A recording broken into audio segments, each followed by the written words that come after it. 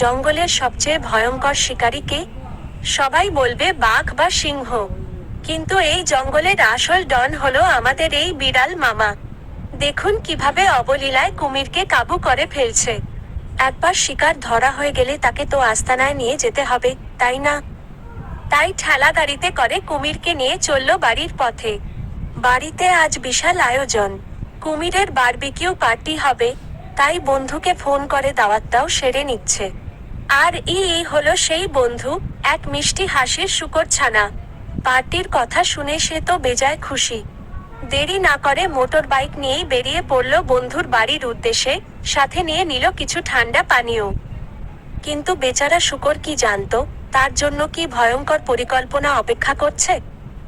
সে আরাম করে চেয়ারে বসেছিল, আর এদিকে বিড়াল মামা ফ্রিং প্যান নিয়ে তৈরি। এরপরের দৃশ্য তো আপনারা বুঝতেই পারছেন। কুমিরের সাথে সাথে বন্ধুরও বারবিকিউ হয়ে গেল। অবশেষে এলাহি আয়োজন শেষ। টেবিলে সাজানো রোস্টেড শুকর আর কুমিরের কাবাব।